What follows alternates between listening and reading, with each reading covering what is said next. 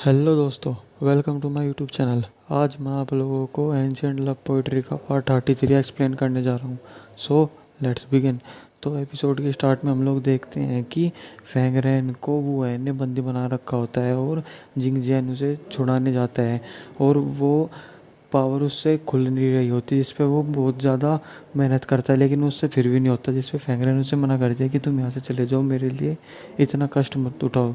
लेकिन वो फिर भी उसकी बात नहीं मानता और वो फिर भी अपनी पूरी पावर लगा के उसे तोड़ देता है। लेकिन उस वजह से फैंगरेन भी वहाँ पे बेहोश हो जाती है, जिसे देख के वो फैंगरेन को उठा के वहाँ से लेके चले जाते हैं। और हम दूसरी तरफ देखते हैं कि आउची हेवनली पैलेस के लिए जा रही होती है और हम दूसरी तरफ देखते हैं कि चिंगमू यानी कि बाइजू और जिंगजियाओ दोनों ही शादी के लिए आगे आ रहे होते हैं। लेकिन तभी वहाँ पे लाइटनिंग की थोड़ी सी बारिश होने लगती है, जिसकी वजह से फिर तभी देखते हैं वहाँ पे हाउची आती है और हाउची आके वहाँ पे उससे पूछती है कि तुम ये शादी नहीं कर सकते, तुम पहले से शादीशुदा हो। जिस पे वो उसे कहता है कि तुम्हारी शादी चिंगमू से हुई थी, जो कि अब वो मर चुका है और वो मेरी एक स्पिरिचुअल सेंस था, इसलिए अब तुम्हारा मुझ पे कोई हक नहीं है। और उसे वो वहाँ से जाने के लिए कहती है, लेकिन वो कहती है कि नहीं। वो उसे कहती है कि क्या तुम्हें कुछ भी याद नहीं है। इस पे वो कहता है कि नहीं, मुझे तुम्हारे बारे में और तुमसे रिलेटेड कुछ भी चीज़ें याद नहीं है।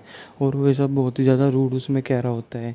और जिस पे तभी उसे जिंगजाओ से वो कहती है कि क्या तुम सच में इससे शादी करना चाहती हो। जिस पे वो कहती है कि हाँ, मैं हमेशा से ही मास्टर से शादी करना चाहती थी। और तभी वो कहती है कि तुम सिर्फ चिंगमू के शक्ल वाले इंसान से शादी करना चाहती हो, क्योंकि तुम्हें लगता है कि तुम ये सब करके जीत गए, लेकिन तुम ये सब करके हार चुकी हो, क्योंकि चिंगमू सिर्फ मेरा था। जिस पे जिंगजाओ को उस पर गुस्सा आता है और वो उस पर एक थप्पड़ भी मार देती है, जिस पे बाइजू को भी गुस्सा आता है, लेकिन वो उसे कुछ कह नहीं पाता जिंगजाओ को। लेकिन तभी वहाँ पे वो एन भी उसके ऊपर अपना हाथ उठा देती है और जिसकी वजह से उसके बाल में फंसा हुआ एक हेयर क्लिप नीचे गिर जाता है, जो कि उसे चिंगमू ने दिया था। और फिर बाइजू को उसकी मेमोरी आती है, लेकिन वो फिर भी उसे बताता नहीं। उसे बहुत गुस्सा आ रहा होता है उन सभी पे और वो उन्हें भी वहाँ पे रोक लेता है, पर वो फिर भी वहाँ पे नहीं रुकती। लेकिन और वो उसे पनिशमेंट देने लग जाती है आउची को। लेकिन तभी वहाँ पे गुजुन आ जाता है और गुजुन आके वो हैन को डांटता है कि तुम्हारी हिम्मत कैसे हुई मेरी बेटी को इस तरीके से टॉर्चर करने की। जिस पे वो कहती है कि इसने हमारे यहाँ पे हेवनली पैलेस को नाराज़ किया और मास्टर को नाराज़ किया। जिस पे बाइजू उनके आके बीच बचाव करता है और उन्हें वहाँ से जाने देता है। जिस पे आउची कहती है कि तुम किसी और से शादी नहीं कर सकते, क्योंकि तुम्हारी अभी शादी हो चुकी है पहली भी। लेकिन वो उसे कहता है कि वो मेरी एक स्पिरिचुअल सेंस था। जिस पे वो उसे कहती है ठीक है, अगर तुम्हें शादी करनी है तो तुम्हें पहले मुझे डिवोर्स देना होगा। जिस पे ये सारी बात सुन के वहाँ पे बाइजू भी थोड़ा हैरान हो जाता है, लेकिन वो फिर भी उसे सभी के सामने उसे डिवोर्स दे देता है। जिसके बाद में हम देखते हैं वो लोग वहाँ से जाने लगते हैं, गुजुन और हाउची। लेकिन उसे वहाँ से वो एन जाने नहीं देती। वो हाउची को सज़ा देना चाहती है, क्योंकि उसने हेवनली पैलेस और मास्टर की बुराई की थी, उन्हें वो ऑफेंड किया था। जिस पे गुजुन उनसे लड़ता है और कहता है कि नहीं, तुम ऐसा कुछ नहीं कर सकते। लेकिन वो उसकी बात नहीं मानती। तभी वहाँ पे तिएनची भी आ जाता है और तिएनची आके वहाँ पे उन सभी को हाउची से दूर रहने के लिए कहता है और बाइजू को कहता है कि तुम ये शादी नहीं कर सकते। जिस पे वो कहता है कि अगर मैं तुम्हारी ये बात ना मानूँ तो तुम मेरा क्या कर लोगे। जिस पे तभी उन दोनों की भी वहाँ पे फाइटिंग शुरू हो जाती है। लेकिन अभी तियानची इतना पावरफुल नहीं होता कि वो बाइजू से लड़ सके, इसलिए वो उससे जीत नहीं पा रहा होता है। लेकिन तभी वो अपने पर्पल मून वाइफ को बुलाने लगता है, जिसकी वजह से वहाँ पे जितने भी डीमन लोगों ने पर्पल मून वाइफ की वजह से कल्टीवेशन की थी, उन सभी की कल्टीवेशन जाने लगती है और वो धीरे धीरे मरने लगते हैं। और फिर वो दोनों आपस में लड़ने लगते हैं, जिसमें वो दोनों ही बहुत ज़्यादा अग्रेसिव रूप से लड़ रहे होते हैं। लेकिन तभी उन दोनों के बीच में उन दोनों को रुकवाने के लिए आउची जाती है, लेकिन वो फिर भी नहीं रुकते और पीछे से आउची पे वुएन भी हमला कर देती है, जिसकी वजह से वो मरने की हालत में आ जाती है और वो बहुत ज़्यादा घायल हो जाती है। जिस पे तिएनची और बाइजू दोनों ही वुएन को कहते हैं कि तुमने ऐसा क्यों किया। और हम देखते हैं कि वो बहुत ही ज़्यादा क्रिटिकल कंडीशन में होती हैं, जिस पे उसे गुजुन भी अपनी कुछ पावर्स दे रहा होता है। और फिर तभी वो सबको कहता है कि तुम मेरी बेटी नहीं थी। और वो उन्हें सारी स्टोरी बताता है कि कैसे कैसे ये गॉडेस सेंग्यू का एक छोटा सा अंश है, जिस पे उन सभी को पता लगता है कि कोई और नहीं बल्कि गॉडेस सेंग्यू है। और ये सारी बात पहले बाइजू को भी नहीं पता होती, क्योंकि उसे भी ये पूरी बात पता नहीं होती, आधी पता ही हुई होती है गुजुन ने। और फिर वो बताता है कि जब मास्टर अपने आप को उन्होंने सेक्रीफाइस किया था तो उन्होंने अपने कुछ छोटा से चाउस का हिस्सा मेरे अंदर छोड़ दिया था, जिसकी वजह से मुझे उसे कल्टीवेट करने में हज़ारों साल लग गए।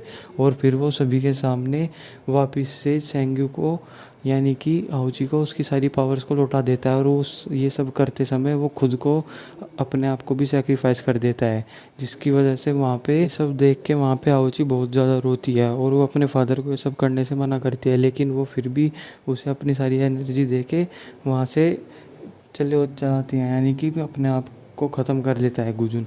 और फिर तभी उसे ये सब देख के बहुत गुस्सा आ जाता है, लेकिन वो उसकी बॉडी इतनी पावरफुल नहीं होती कि वो सभी चाउज एनर्जी को अपने अंदर ले सके, जिस पे बाइजू और तिएनची उसे वहाँ से निकलने के लिए कहते हैं, लेकिन वो बहुत गुस्से में होती है। और फिर वो अपनी एंसेस्ट्रल सोर्ड को बुला लेती है और पूरे गुस्से में उस एंसेस्ट्रल सोर्ड को बाइजू के सीने में दास देती है, जिससे और वो उसे कहती है कि आज से तुम मेरे मोर्टल एनिमी हो, मेरी ज़िंदगी में तुमसे बड़ा मेरा दुश्मन आज तक कोई नहीं होगा। और वो ये सब कह के वहाँ पे बेहोश हो जाती है। और ये सब होने के बाद वहाँ पे बाइजू भी बेहोश हो जाता है, जिसे लेके वहाँ से जिंगजाओ चली जाती है। और फिर उसके बाद वहाँ से आउची को लेके तिएनची भी चला जाता है। और फिर तभी हम लोग देखते हैं कि वुएन अपने सभी गार्ड यानी कि इमोर्टल्स को कहती है कि हमें अभी डीमन लोगों के साथ वॉर कट शुरू करनी होगी, जिस पे तभी उसे मना कर देता है मुगेंग। लेकिन वो मुगेंग की भी बात नहीं सुनती और उसे कहती है कि अगर तुम ये करने चाहते हो तो मुझसे आज से कभी भी बात मत करना। और वो वहाँ से सब कह के चली जाती है। और हम दूसरी तरफ देखते हैं कि जिंगजियान इस सारी लड़ाई को बचाने के लिए अपनी पावर से सभी को रोक रहा होता है। और हम तभी देखते हैं कि वहाँ पे वो सभी लोग जो डीमन वर्ल्ड और इमोर्टल वर्ल्ड के बैरियर के बीच में होते हैं, वहाँ पे तभी इमोर्टल लोग आके उन सभी पे हमला करने लग जाते हैं, जिस पे सभी डीमंस उन्हें कहते हैं कि तुम ये सब क्यों कर रहे हो। जिस पे वो उस तभी वहाँ पे जिंगाओ उसे आके कहता है कि तुम सब इमोर्टल्स के दुश्मन हो, तुम सभी डेविल्स हो। और वो उनसे फाइट करने लग जाता है, लेकिन वो इतने पावरफुल नहीं होते कि उनसे लड़ सके। लेकिन तभी वहाँ पे बीच में जिंगजियान आता है और उन सभी को रोकता है। और वहाँ पे हम तभी दूसरी तरफ देखते हैं कि आउची की हालत बहुत ही ज़्यादा क्रिटिकल होती है, जिस पे उसे तिएनची अपनी पावर दे रहा होता है और वो उसे बचाने की पूरी कोशिश कर रहा होता है। और फिर तभी हम देखते हैं कि वहाँ पे जियान भी आता है। और दूसरी तरफ देखते हैं कि वुएन बहुत ज़्यादा डरी हुई होती है, क्योंकि उसे लगता है कि एक ना एक दिन जल्दी ही उसका यूमी को मारने वाला सच सबके सामने आ जाएगा। और वो कहती है कि मेरे पास मैंने जितनी भी डीमोनिक पावर को कल्टीवेट किया है, मुझसे ये सारी पावर कल्टीवेट तो हो गई है, लेकिन मुझे कंट्रोल नहीं हो पा रही और वो बार बार मेरे शरीर से निकल रही है। और वो उस चीज़ को सोच के बहुत डर रही होती है। और हम दूसरी तरफ देखते हैं कि वहाँ पे डीमन वर्ल्ड में फैंगरेन भी वहाँ पे आ जाती है, जहाँ पे हाउची होती है और जियान उसे अंदर लेकर चला जाता है। और दूसरी तरफ हम देखते हैं कि तिएनची ने अपनी सारी पावर को खर्च कर दिया होता है सिर्फ हाउची के बच्चे को बचाने के लिए, क्योंकि उसने कहा था कि मेरे बच्चे को ज़रूर बचाना। और हम देखते हैं कि वहाँ पे सभी वो डीमन लोग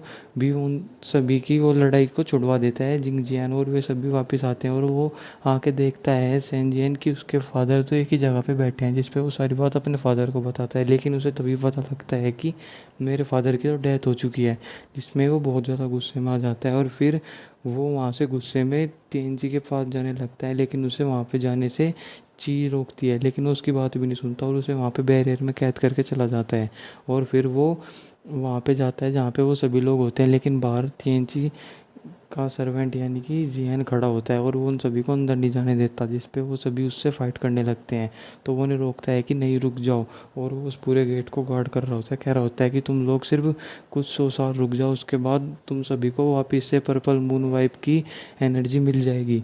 जिस पे वो उसकी बात को मान लेते हैं और तब तिएनची आउजी के बच्चे को बचा लेता है और वो आउजी को कहता है कि तुम इसे नाम दो, जिस पे वो कहती है कि मैं तो अब मरने वाली हूँ, जिस पे उसे कहता है कि तुम ऐसी एक बात कुछ भी नहीं कह सकती, और वो उस बच्चे को भी एक नाम दे देता है।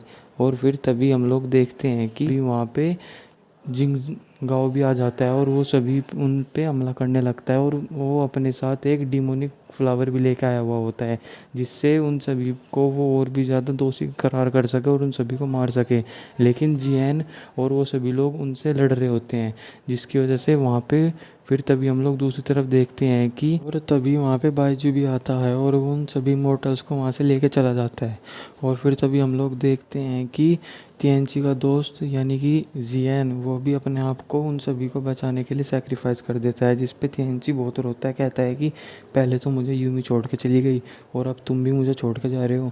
जिस पे वो उसे कहता है जियान कि मैं खुश हूँ इस जीवन में कि मुझे आपकी सेवा करने का हक मिला, और वो कहता है कि आप अब से आप अकेले रह जाएंगे, इसलिए कोई भी ऐसी हरकत मत कीजिएगा जिसकी वजह से कि किसी और को कोई भी तकलीफ हो। और वो उसे वादा करता है तिएनची कि मैं ऐसी कोई भी हरकत नहीं करूँगा। और फिर तभी हम लोग दूसरी तरफ देखते हैं कि हेवनली पैलेस में सभी लोग इस चीज़ का देख रहे होते हैं कि आखिर ये सब घटना घटित कैसे हुई, जिस पे तभी वो बताता है बाइजून सभी को कि ये सब तुम्हारे बेटे जिंग याओ की वजह से हुआ है। जिस पे वो कहता है जिंग याओ का पिता यानी कि मुगेंग की मेरे बेटे की इसमें कैसे गलती है, जिस पर बताता है कि उसने डिमोनिक फ्लावर को इसमें इस्तेमाल किया। जिसे बात ये सुन के वो सब लोग हैरान हो जाते हैं। और फिर तभी वहाँ पे मुगेंग और वो सभी लोग उससे माफ़ी मांगते हैं कि मास्टर मेरे बेटे को बस एक बार छोड़ दीजिए। और वो कहता है कि मैं उसे खुद सज़ा दूंगा। और हम तभी दूसरी तरफ देखते हैं कि वहाँ होची कई सौ सालों के लिए अभी बहुत ही गहन निंद्रा में चली गई होती है। और इसी के साथ हमारे एपिसोड की एक्सप्लेनेशन भी ख़त्म हो जाती है। Thank you guys.